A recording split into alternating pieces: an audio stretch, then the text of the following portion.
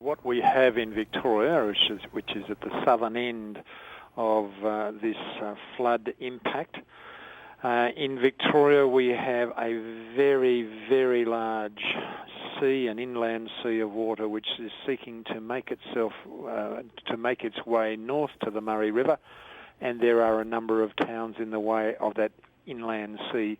Kerang is one of them, some 4,500 people.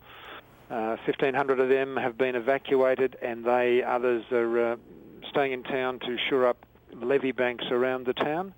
As at the latest report, those levee banks are holding, and the town is safe. Substations in the town, which service a vast number of householders, they are also holding around that power station. And at the moment, Warwick-Nabil is on edge. But the flood continues, and the risk continues to other downstream towns, including Warwick-Nabil, Dimboola and Japarat. And in the town of Dimboola, there is concern that the weir there may be at risk. And if that happens, there will be flooding of houses there as well. So this flood event is not over for Victoria, not over for Australia. We have alerts and warnings out now and a clean-up behind in the towns where the water has started to subside. In an actual fact, sir, what is it, nearly 60 towns or so affected? You put that together, that's a lot of people, isn't it? Nearly 60 towns, several thousand people, and an awful, a couple of thousand people, and many properties. And so how concerned are you for those people, and what is the state of Victoria? What is your government going to do to help these people? Because clearly there's going to be a lot of people who are homeless as a result of this. Well, we have emergency services workers out in the field, volunteers, and there's an extraordinary volunteer culture with emergency services in Australia and in Victoria particularly. They're working together in teams. We have grants available for people whose houses are inundated, and we've had a number of towns where almost every house has been inundated with the floods, and people have an opportunity to find alternative accommodation, and they'll be supported with grants, and likewise for businesses.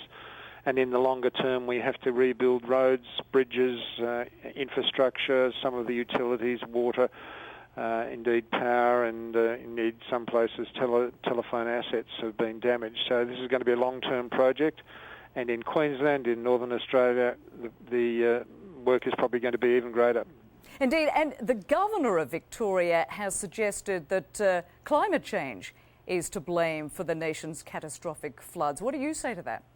Well, I'm not sure he quite said that, but he made a reference to climate change, but I don't think it's the appropriate time to be having a debate about whether or what contribution climate change might have made.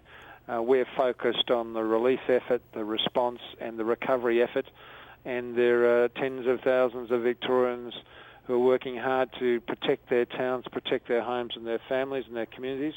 And likewise in Queensland, an enormous recovery effort is underway, and I think that sort of analysis can happen at some stage in the future. And Premier, you have announced an initial relief fund of $7 million. Of course, this presumably is the beginning. This is going to decimate the budget, and certainly the economy is going to take a big hit. How much do you think this is likely to cost? Well, we're probably not as badly off as Queensland. There's an enormous recovery effort that will be required there. And in Victoria, there will be a significant effort, and we've made available grants for households, for families, for communities, for business, and for farmers. And then we'll have that rebuilding effort. We've launched an appeal fund through the Red Cross, and we'll be making funds available to restore tourism assets and protect tourism-based economies in some of those towns. It's going to be a huge effort. It's going to take some time. There will be a whack on our economy, a hit on our economy, and there will be that sort of effect right across Australia, from Queensland in the north through to Victoria in the south.